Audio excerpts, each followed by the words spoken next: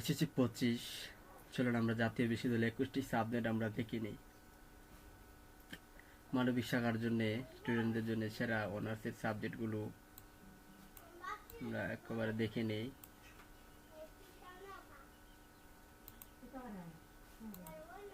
মানবিক শাখার স্টুডেন্টের জন্য সেরা অনার্সের সাবজেক্টগুলো হচ্ছে বেস্ট ও উচ্চ চাহিদার বিষয় সম্পন্ন বিষয় ইংলিশ, বাংলা, পলিটিক্যাল সায়েন্স,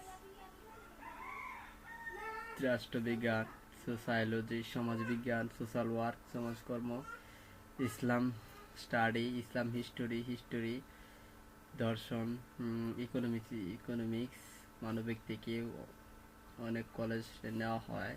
চাকরির চাহিদা বেশি এমন মানবিক বিষয় sociology, social work, political science, English, economics, Islam study এইসব বিষয় দিয়ে আমরা কি করব? বিসিএস দিতে পারবো, শিক্ষকতা করতে পারবো, ব্যাংকে জব করতে পারবো, এনজিওতে জব করতে পারবো, সামাজিক উন্নয়ন প্রতিষ্ঠানে জব করতে পারবো, গবেষণা সব ক্ষেত্রে সুযোগ বেশি। সিলেক্ট করার প্র্যাকটিক্যালি সাজেশন আপনার পছন্দক্রমে এভাবে রাখতে পারেন। উদাহরণ English, Bangla, political science, sociology, social work, Islam history.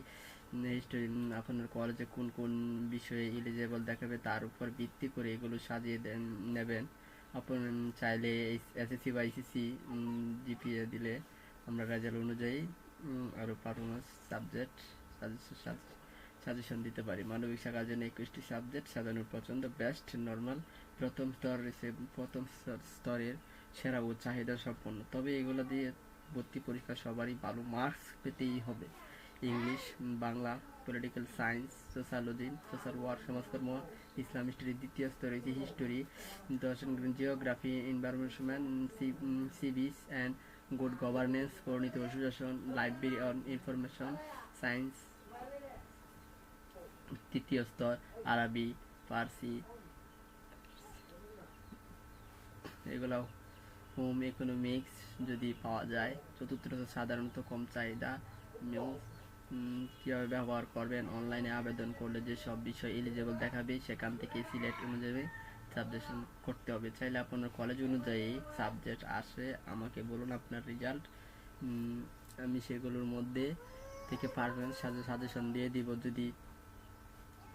যদি ওইগুলা দিয়ে আপনি যদি বলেন যে এসএসসি আর এইচএসসি রোল কত বা জিপিএগত কোন কলেজে আসার সম্ভাবনা বা চান্স বেশি আমি বলে দিব। আর জাতীয় বিশ্ববিদ্যালয়ে ভর্তি পরীক্ষার জন্য খুবই ভালোভাবে প্রিপারেশন নিতে হবে। প্রিপারেশন না নিলে জাতীয় বিশ্ববিদ্যালয়ে আর হয়তো স্বপ্ন এড়িয়ে যাবে। হয়তো আমরা পাবলিক বিশ্ববিদ্যালয়ে আমরা যারা পড়তে চাই না, কিন্তু জাতীয় বিশ্ববিদ্যালয়ে তো অনেকে পড়তে চায়। কিন্তু এইসব সাবজেক্ট মানবিকের জন্য এই সাবজেক্টগুলো পরবর্তীতে আমরা ভিডিও নিয়ে আসবো কমার্সের জন্য। যদি কারো কোনো প্রশ্ন থাকে আমাদেরকে করতে পারেন।